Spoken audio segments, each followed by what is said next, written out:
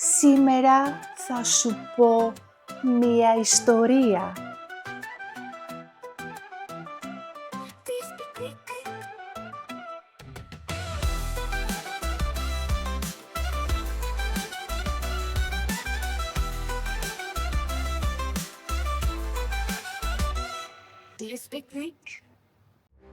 Ζούμε σε μία κοινωνία που όλα είναι εύκολα για μας.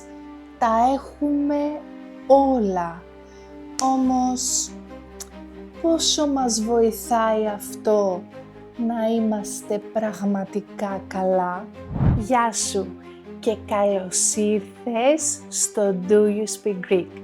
Σήμερα θα σου πω μία ιστορία και γράψε μου στα σχόλια αν ταυτίζεσαι, αν δηλαδή σου θυμίζει εσένα ή την κοινωνία που ζούμε. Κάποτε παλιά ζούσε ένας βασιλιάς που ήταν πολύ πλούσιος και είχε ό,τι ήθελε και του πουλιού το γάλα.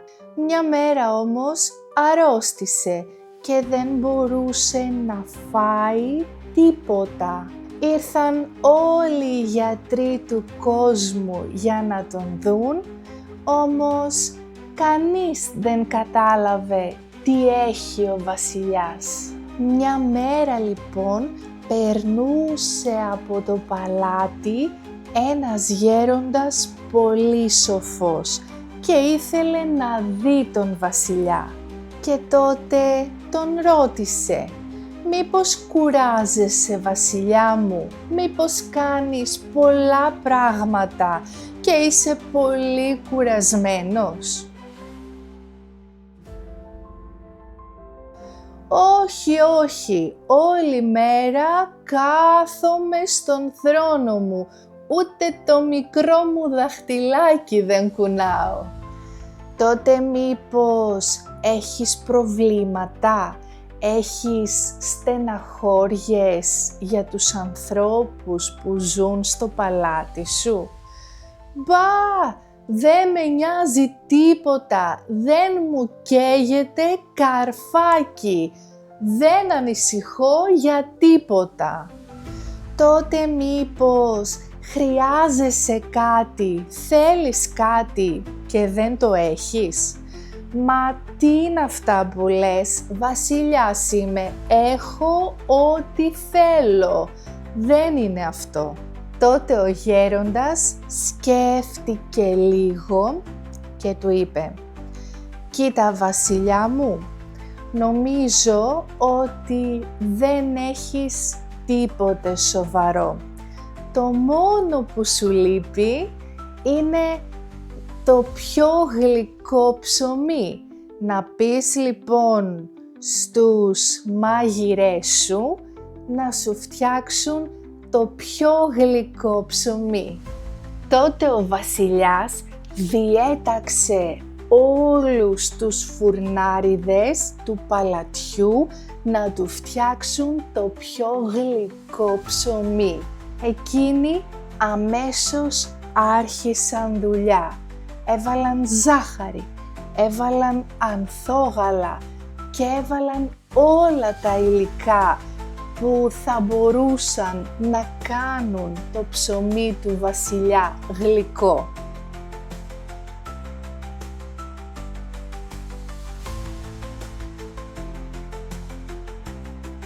Όμως δυστυχώς κανένα από αυτά τα ψωμιά δεν μπορούσε να φάει ο βασιλιάς.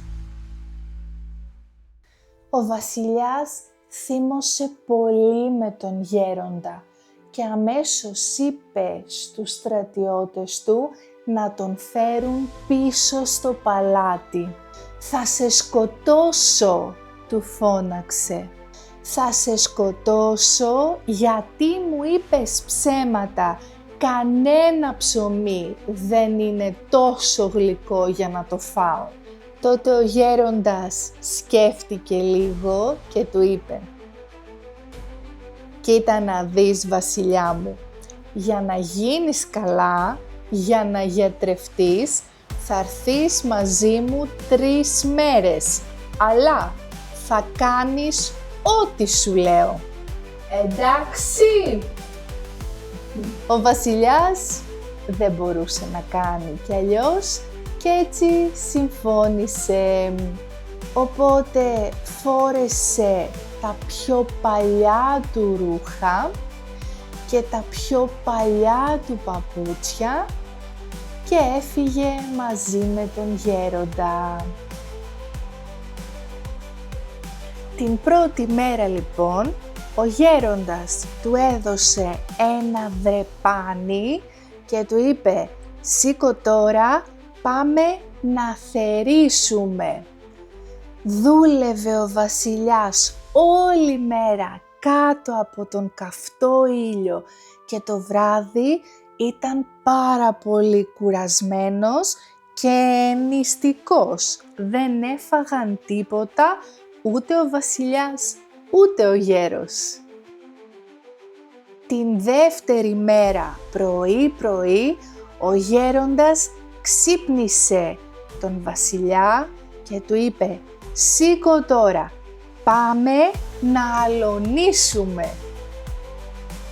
Την τρίτη μέρα, που ήταν και η τελευταία, ξύπνησαν πρωί-πρωί και πήγαν να αλέσουν το σιτάρι. Ο βασιλιάς κουβάλισε όλα τα σακιά, ήταν πολύ κουρασμένος πια και πάρα πολύ πεινασμένος.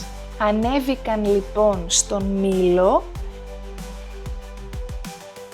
και άλεσαν όλο το αλεύρι.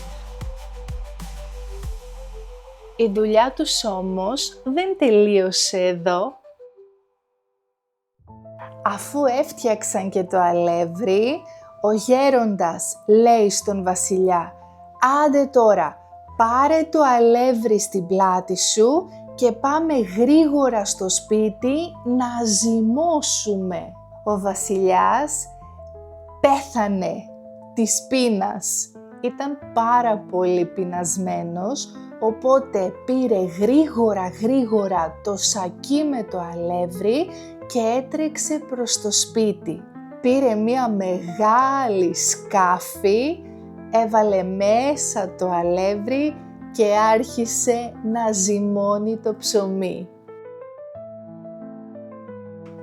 Ύστερα τον έστειλε στο βουνό να κόψει ξύλα για να ανάψουν τον φούρνο και να ψήσουν τα καρβέλια. Ο βασιλιάς ήταν πολύ ανυπόμονος, πεινούσε σαν λύκος. Και επιτέλους, αφού ψήθηκαν τα καρβέλια, ήταν έτοιμος να δοκιμάσει το πιο γλυκό ψωμί. Ξετρελάθηκε και είπε «Πω, αυτό είναι το πιο γλυκό ψωμί που έχω φάει στη ζωή μου κι όμως δεν έβαλα ούτε λίγη ζάχαρη, καθόλου». Τότε ο γέροντας πολύ σοφά του είπε «Βασιλιά μου, η ζάχαρη για το ψωμί σου ήταν ο κόπος σου, η προσπάθεια που έκανες για να το φτιάξεις».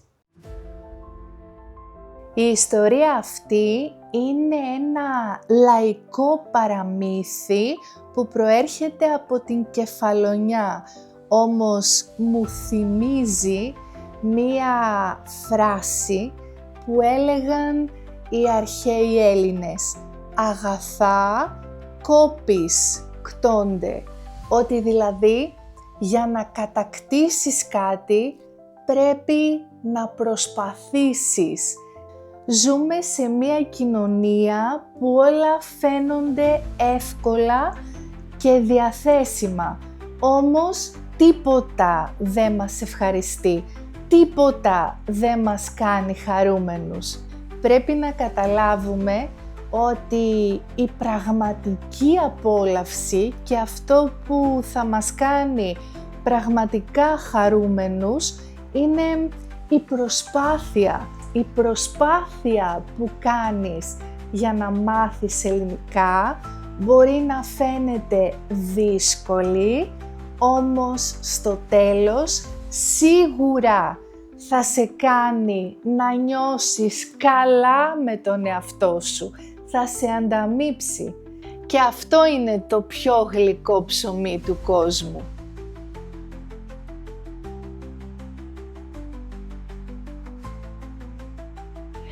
Θέλω να μου γράψεις στα σχόλια μικρές χαρές και ικανοποίηση που έχεις πάρει αυτό τον καιρό, αυτό το διάστημα που μαθαίνεις ελληνικά. Έλα να συζητήσουμε.